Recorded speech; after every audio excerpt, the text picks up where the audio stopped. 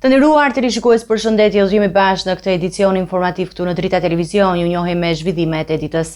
Shqipëria ka hedhur një hap të rëndësishëm drejt anëtarësimit në Bashkimin Evropian, duke çelur grup kapitullin e dytë të negociatave për tregun e brendshëm.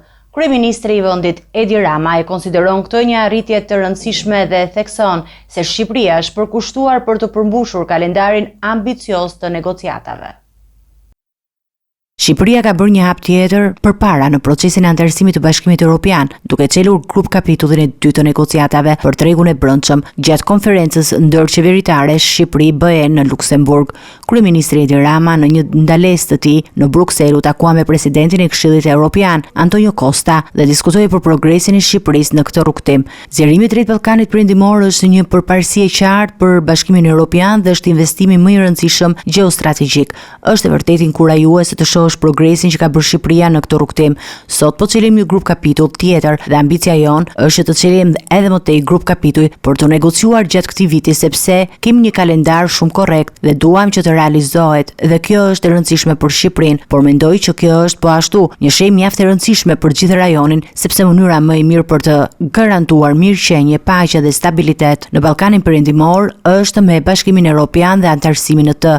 Nga ana tjetër, kjo është një mundësi shumë e mirë për të folur për samitin e komunitetit politik që do të mbahet në 16 maj në Tiranë. Rama theksoi se zgjerimi i Bashkimit Evropian drejt Ballkanit Perëndimor është një prioritet strategjik i Bashkimit Evropian dhe një mundësi e shkëlqyer për të garantuar paqen, stabilitetin dhe mirëqenien në rajon. Sot sigurisht është një ditë shumë e mirë për ne, sepse kemi një tjetër konferencë dhe çelim kapitujt e tjerë. Ndërkohë që me presidentin jam shumë mirënjohës për kohën që më ka kushtuar për të zhvilluar një bisedë rreth përparimit që ne po bëjmë në këtë proces, e pastaj edhe për samitin e ardhshëm për komunitetin politik evropian, i cili është një aktivitet, një eveniment shumë i rëndësishëm në përgjithësi, por ka një rëndësi të posaçme në këtë çështje. Sigurisht do të flasim për rajonin ndaj të cilit presidenti është veçanërisht i përkushtuar, kështu që ka shumë për të diskutuar, por në përgjithësi jam shumë inkurajuar nga këto zhvillime. Pas vizitës në Bruksel, kryeministri Rama u drejtua për në Strasburg për të marrë pjesë në mbledhjen e 4 ndërqeveritare.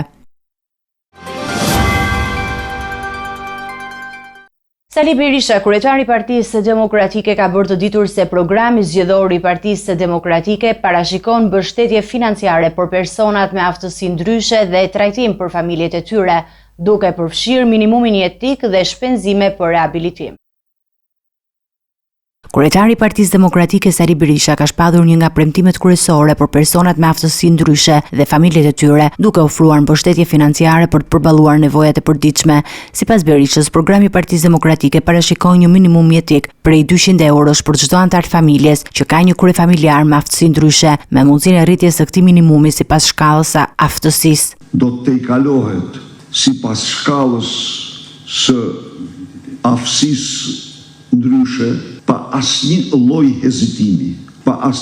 hezitimi. Ju siguroj se për secilin qytetar me aftësi ndryshe, që është kryefamiljar, që mban familje, familjarët e tij do të trajtohen me minimumin jetik. Përveç kësaj, Berisha premtoi se shteti do të mbulojë të gjitha shpenzimet për rehabilitimin e personave me aftësi ndryshe.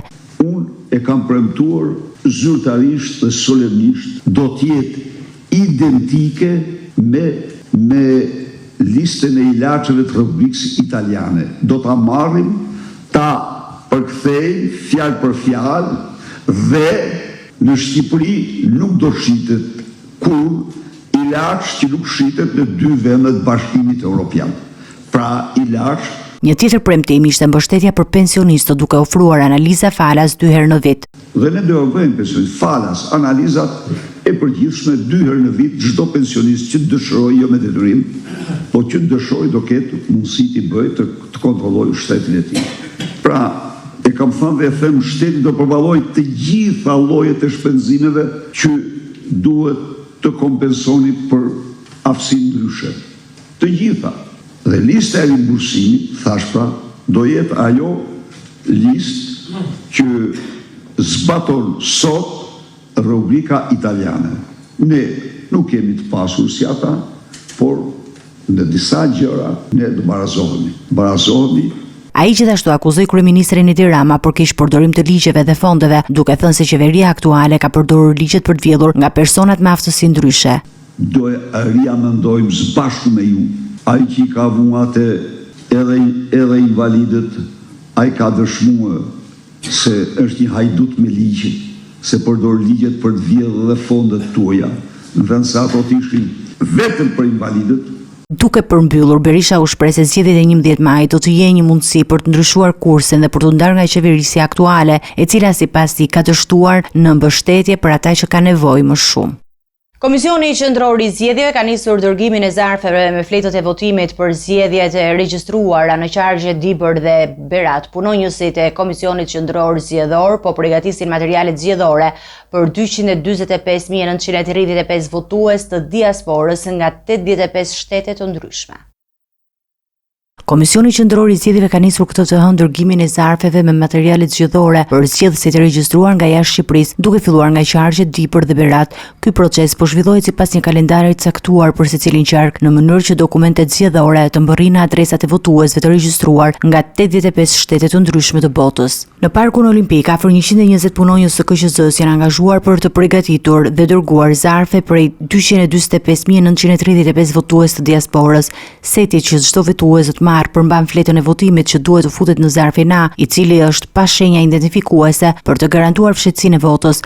Më pas kjo fletë vendoset në zarfin B, ku shënohen të dhënat e votuesit dhe më pas dorëzohet tek postieri për të dërguar në KQZ. Pjesë e paketës është edhe një udhëzues me detajet e procedurës dhe një numerator me informacionet e kompanisë postare të shtetit përkatës. Zgjedhësit duhet të kontaktojnë postierin për të marrë zarfin pas votimit dhe ky duhet mbërrinë në Shqipëri në orën 17 të datës 11 maj.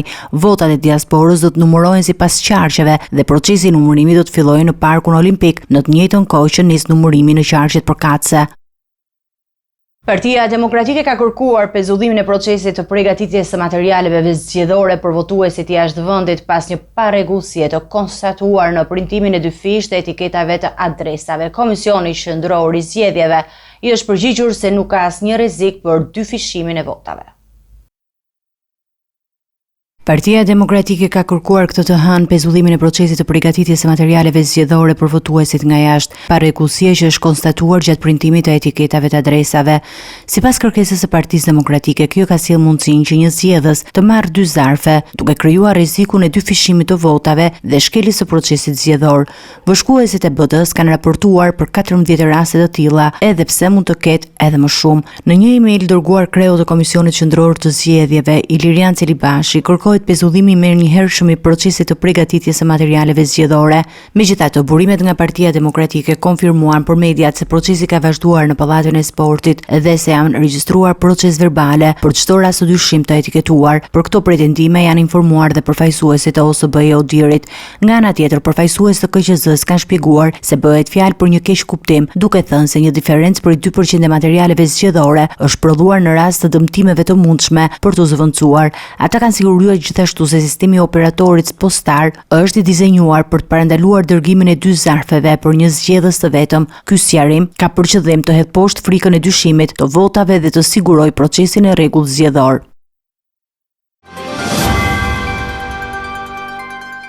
Prokuroria e posaçme ka kryer hetime ndaj 33 ish zyrtarëve gjatë vitit 2024, ndërsa 19 nga dosjet janë dorëzuar tashmë në gjykatën e posaçme. SPA ka shpallur gjithashtu shqetësime për rënien e denoncimeve nga policia dhe mos ekstradimin e shtetasve shqiptar nga Emiratet e Bashkuara Arabe.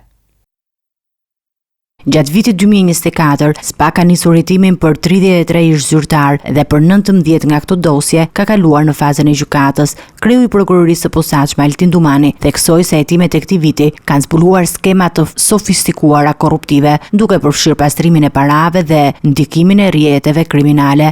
Në raportin e punës të SPA, Dumani u shpreh se skemat e sofistikuara të korrupsionit të shoqëruara nga faktorë si ndikimi institucional dhe pastrimi i parave kanë rritur nivelin e rrezikut.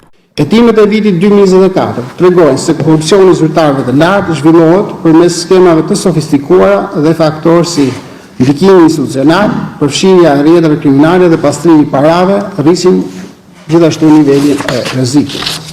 Ai gjithashtu ngriti shqetësime për rënien e denoncimeve nga policia e shtetit, duke e cilësuar si një shqetësim të madh për zhvillimin e hetimeve. Hetimet e filluara nga kallëzimet e qytetarëve janë dëshmi e rritjes së besimit të publikut tek institucioni prokurorisë së posaçme.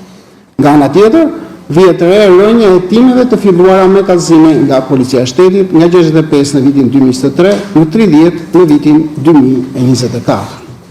Dumani nuk la pa përmundur as punën që po kryen SPAK në bashkëpunim me Prokurinë e Përgjithshme dhe KQZ sa i përket krimit zgjedhor.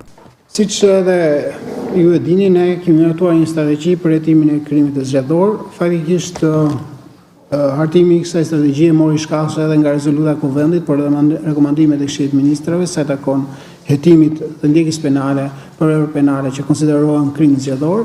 Dhe në zbatimet të këtyre rekomandimeve, por duke vlerësuar edhe sjelljet si një proces demokratik dhe jetësor për vetë vendit, ne si institucion përgatitëm strategjinë, e cila është miratuar në fund të muajit janar dhe është publike, gjendet e aksesueshme nga të gjithë të interesuarit në faqen tonë zyrtare.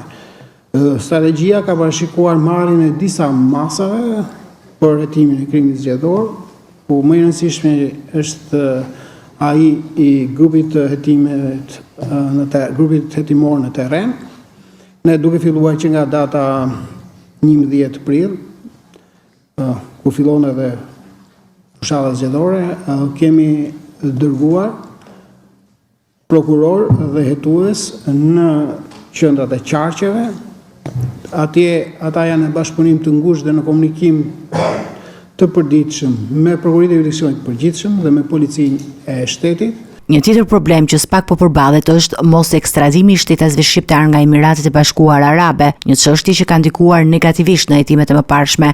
Dumani kërkoi që Prokuria e Posaçme të ketë kompetenca të plota për vendimarrje në lidhje me këto raste. Vazhdon dhe mbetet problematike çështja e mos ekstradimit të shtetasve shqiptar të legalizuar apo arrestuar në Emiratet e Bashkuara Arabe, siç është argumentuar në raportet e mëparshme vjetore të SPAK dhe sidomos atë për vitin 2023, dhe marrë në konsiderat këtu që është të shtuar numri i shqiptarëve të cilët kërkohet të ekstradohen nga Emiratet e Bashkuara Arabe.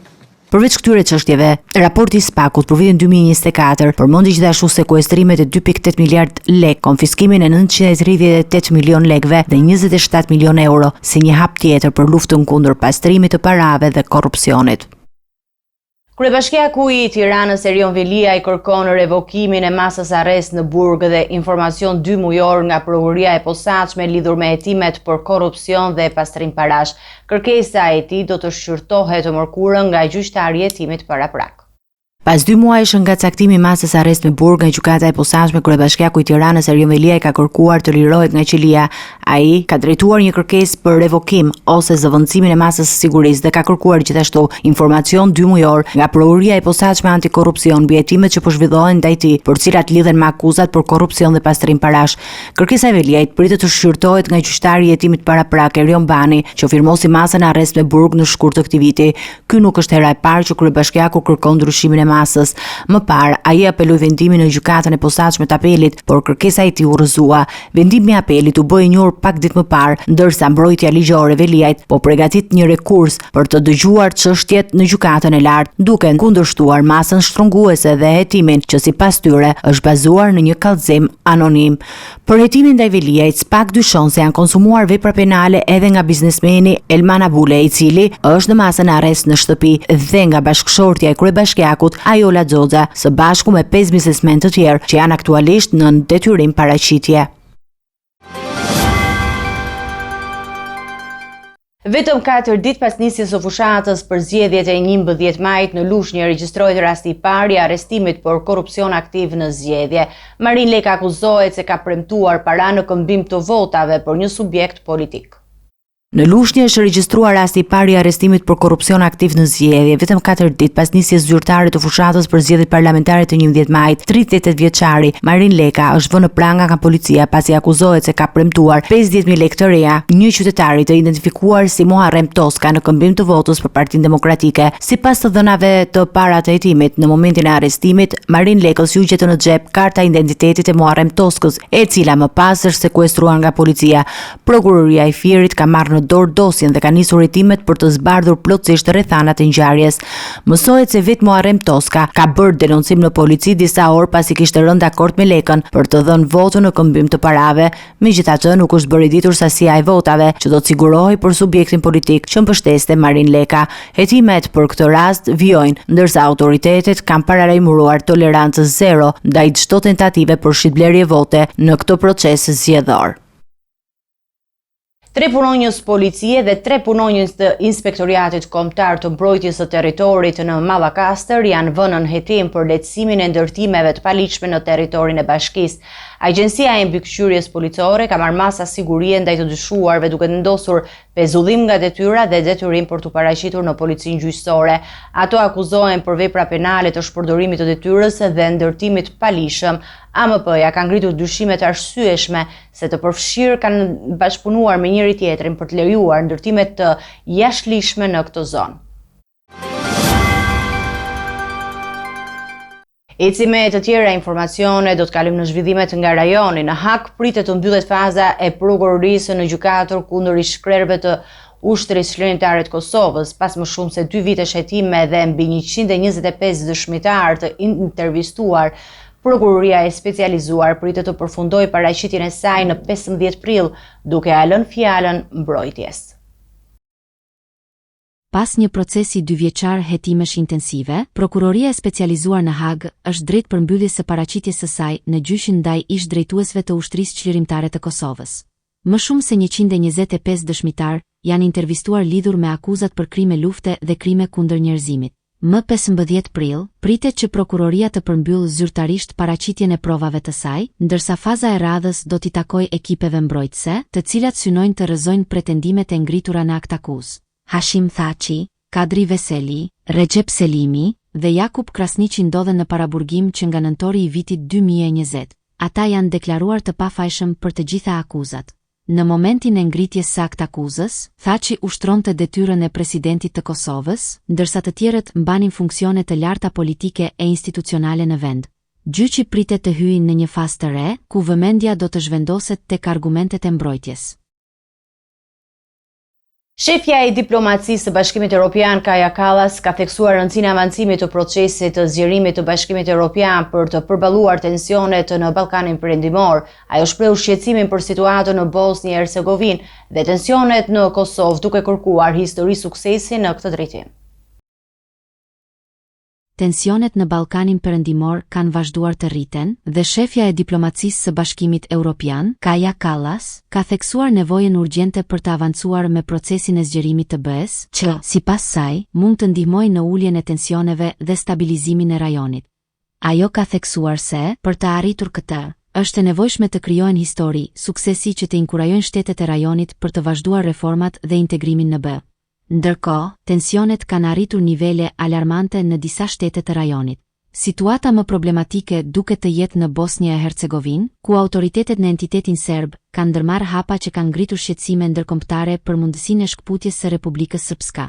Në këtë kontekst, NATO ka bërë të qartë se nuk do të lejojë rrezikimin e paqes në Bosnjë, ndërsa Shtetet e Bashkuara kanë shprehur shqetësim dhe kanë paralajmëruar kundër shpërbërjes së vendit dhe mundësisë për një konflikt të ri. Po ashtu, tensionet mes Kosovës dhe Serbisë mbeten të larta, me përshkallëzime të vazhdueshme që kanë shënuar ngjarje të dhunshme, si sulmi i serbëve të armatosur ndaj policisë së Kosovës në shtator të vitit 2023. Kosova ka akuzuar Serbinë për nxitjen e dhunës, por Beogradi ka mohuar çdo përfshirje në incidentin e dhunshëm. Nga shtetet e Ballkanit Perëndimor, Kosova është ende e fundit në procesin e saj të integrimit në Bashkimin Evropian, ndërsa përshpejtimi i këtij procesi ka marrë një vëmendje të shtuar në kontekstin e tensioneve aktuale në rajon. Kallas ka kërkuar që BE-ja të mbajë një angazhim të fortë për të siguruar stabilitetin dhe për të inkurajuar përparimin e mëtejshëm të këtyre shteteve në rrugën drejt integrimit.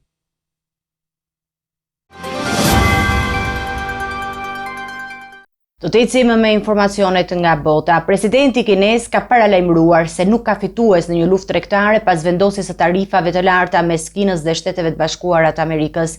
Gjatë vizitës së tij në Vietnam me 14 prill, theksoi rëndësinë e mbrojtjes së sistemit të tregtisë globale dhe ruajtjes së një midisi të hapur dhe bashkëpunues ndërkombëtare për të siguruar në këtë mënyrë një zhvillim të qëndrueshëm ekonomik. Gjatë vizitës së tij 2 ditore në Vietnam, presidenti i Kinës, Xi Jinping, theksoi se nuk ka fitues në një luftë tregtare dhe paralajmëroi për pasojat e mundshme të tarifave të larta që SBA-ja dhe Kina kanë vendosur për importet e njëri tjetrit. Në një editorial të publikuar në mediat shtetërore të Vietnamit dhe Kinës, Xi kërkoi që shtetet të mbrojnë me vendosmëri sistemin multilateral të tregtisë dhe lidhjet ndërkombëtare, duke theksuar se lufta tregtare mund të dëmtojë zinxhirët global të furnizimit dhe të krijojë pasiguri për zhvillimin ekonomik të shteteve të ndryshme. Ai gjithashtu përmendi nevojën për të pasur një mjedis të hapur dhe bashkëpunues që të mundësojë rritje të qëndrueshme dhe përfitime të ndërsjella për të gjithë palët. Vizita e Xi Jinping në Vietnam, vend që ka pasur një balancë të kujdesshme në marrëdhëniet e tij me të dyja fuqitë globale, ka marrë një rëndësi të shtuar për shkak të ndikimit të luftës tregtare që po zhvillohet midis Kinës dhe SBA-s, dy ekonomive më të mëdha në botë. Vietnami ka qenë një prej vendeve që ka pësuar ndikimin e tarifave të larta të vendosura nga administrata Trump, veçanërisht në fillim të prillit, kur Washingtoni vendosi tarifa prej 46% për mallrat vietnameze. Megjithatë, këto tarifa janë pezulluar për një periudhë prej 90 ditësh. Xi gjithashtu ka theksuar nevojën për të diversifikuar burimet e furnizimit dhe për të shmangur varësinë nga një ose dy ekonomitë dominues të botës. Pas Vietnamit, presidenti kinez pritet të vizitojë Malajzinë dhe Kambodgjan, duke vazhduar përpjekjet e tij për të ruajtur stabilitetin ekonomik dhe tregtar në rajon. Pas më shumë se 3 vitesh nga pushtimi i Ukrainës, Europa vazhdon të përballet me sfida serioze në fushën e sigurisë energjetike, ndërsa burimet alternative nuk kanë përmbushur pritshmëritë dhe mbështetjet nga Shtetet e Bashkuara të Amerikës, dhe kjo po shihet me skepticizëm. Disa kompani europiane po konsiderojnë rikthimin e pjesëshëm të gazit rus. Europa po përballet sërish me pasiguritë e furnizimit energjetik, më shumë se 3 vite pas fillimit të luftës në Ukrainë. Gjatë krizës energjetike të viteve 2022-2023, SBA ofroi një zgjidhje të përkohshme përmes gazit natyror të lëngshëm, por zhvillimet e fundit politike e kanë bërë këtë mbështetje më pak të sigurt. Rritja e tensioneve në marrëdhëniet transatlantike, sidomos me kthimin në skenën politike të ish presidentit Donald Trump, ka shtuar pasigurinë për të ardhmen. Në këtë klim të paqartë, drejtuesit e disa prej kompanive më të mëdha energjetike në Bashkimin Evropian nuk përjashtojnë më mundësinë e rikthimit të pjeshëm të gazit rus në treg. Përfaqësues të lartë nga Engie dhe Total Energy, dy gjigantët francezë në këtë fushë, kanë deklaruar publikisht se importimi i një sasie të kufizuar të gazit nga Rusia mund të jetë një zgjidhje realiste, nëse sigurohet një paqe e qëndrueshme në Ukrainë. Ndërkohë, përpjekjet për të forcuar marrëveshjet me shtete të tjera si Katari nuk kanë dhënë rezultatet e pritshme dhe energjia e rinovueshme nuk po zhvillohet me ritmin e nevojshëm për të kompensuar mungesën. Në këtë situatë, Europa po detyrohet të rishqyrtojë pozicionin e saj strategjik për energjinë, për të garantuar stabilitet dhe siguri për qytetarët dhe ekonominë. Presidenti i Ukrainës Volodymyr Zelensky ka ftuar publikisht Donald Trump që të vizitojë Ukrainën dhe të shohë nga afër pasojat shkatërrimtare të pushtimit rus. Në një intervistë, Zelensky thekson se vetëm duke parë realitetin në terren, Trump mund të kuptojë me kë do të negociojë. Presidenti i Ukrainës, Volodymyr Zelensky, i ka bërë një thirrje të drejtpërdrejtë presidentit amerikan Donald Trump, duke e ftuar që të udhëtojë drejt Ukrainës për të parë nga afër pasojat e pushtimit rus. Në një intervistë për emisionin 60 minuta të rrjetit CBS, Zelensky tha se çdo negociat apo marrëveshje për paqe duhet të paraprihet nga një vizitë në vendin e shkatëruar nga lufta, për të kuptuar me sytë e vet se çfarë i ka bërë Rusia popullit Ukrainas. Ftesa publike vjen në një moment dramatik për vendin, pasi vetëm pak orë më vonë Rusia ndërmori një tjetër sulm me raketa në qytetin e Sumit, duke vrarë 34 persona, mes tyre edhe fëmijë, dhe duke plagosur mbi 100 të tjerë. Ndërkohë, Trump e cilësoi sulmin si të tmerrshëm, por nuk dha shpjegime të mëtejshme, duke lënë pa përgjigje shumë pikpyetje. Nga ana tjetër, Friedrich Merz, kandidati kryesor për kancelar në Gjermani, e quajti ngjarjen një krim lufte dhe akuzoi drejtpërdrejt Moskën. Përballë heshtjes zyrtare të Kremlinit, raportohet se forcat ruse po përgatiten për një ofensivë të re. Zelensky thekson se vetmja mënyrë për të kuptuar dimensionin e tragjedisë është të jesh pranë njerëzve, spitaleve, kishave dhe fëmijëve të plagosur. Ai është i bindur se vetëm atëherë Trump do të kuptojë pasojat reale të kësaj lufte. Të nderuar teleshikues, do të jemi me parashikimin e motit. Territori shqiptar për datën 15 prill do të ndikohet nga kushte atmosferike të paqëndrueshme, me alternime kthjellimesh dhe vranësirash. Në disa zona priten rreshje shiu të përkohshme, veçanërisht në zonat veriore dhe qendrore të vendit. Temperatura minimale pritet të zbresë deri në 10 gradë Celsius, ndërsa ajo maksimale pritet të arrijë deri në 24 gradë Celsius, veçanërisht në ulësirën perëndimore. Era do të fryjë lehtë deri mesatare nga drejtimi perëndimor verilindor, me shpejtësi 6 deri 11 metër për sekond, ndërsa përgjatë vijës bregdetare mund të arrijë deri në 14 metër për sekond. Deti parashikohet me dallgëzim të lehtë deri në 3 ball. Temperaturat minimale dhe maksimale për disa nga qytetet kryesore të Shqipërisë do të jenë si më poshtë. Shkodër, 10 deri në 22 gradë Celsius. Kukës, 10 deri në 21 gradë. Peshkopi, 9 deri në 20 gradë Celsius. Tiranë, 12 deri në 24 gradë. Durrës, 13 deri në 24 gradë. Kavaj, 12 deri në 23 gradë. Elbasan, 11 deri në 23 gradë Celsius. Berat, 11 deri në 24 gradë. Korç, 8 deri në 19 gradë. Vlorë, 15 deri në 22 gradë Celsius. Gjirokastër, 14 deri në 24 gradë. Sarand, 15 deri në 23 gradë Celsius. Territori i Kosovës për datën 15 prill do të karakterizohet nga mot pjesërisht i vranët, me intervale me diell dhe mundësi për rreshje të dobta lokale në zonat kodrinore gjatë pasdites. Pjesa jugore e territorit pritet të përjetojë më shumë kthjellime. Temperatura minimale do të zbresë deri në 8 gradë Celsius, ndërsa ajo maksimale do të arrijë deri në 17 gradë Celsius. Era do të fryjë lehtë nga drejtimi verilindor me shpejtësi mesatare prej 5 deri 10 metër për sekond, dhe në disa lugina herë pas here mund të arrijë deri në 13 metër për sekond. Temperaturat minimale dhe maksimale për disa nga qytetet kryesore të Kosovës do të jenë si më poshtë.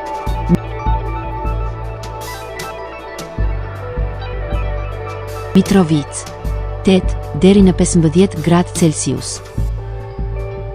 Podujev, 8 deri në 14 gradë. Skënderaj, 8 deri në 13 gradë Celsius. Pej, 9 deri në 15 gradë. Prishtinë, 8 deri në 17 gradë Celsius. Gjakov, 9 deri në 16 gradë. Malishev, 9 deri në 14 gradë. Gjilan, 8 deri në 16 gradë. Ferizaj, 8 deri në 16 gradë Celsius. Kaçanik, 9 deri në 15 gradë Celsius. Suharek, 10 deri në 14 gradë. Prizren, 9 deri në 16 gradë Celsius. Ishte gjithçka e përgatitur në këtë edicion informativ. Ju faleminderit për vëmendjen tuaj. Bashkë takohemi në edicione të tjera. Deri atëherë, miru takofshim.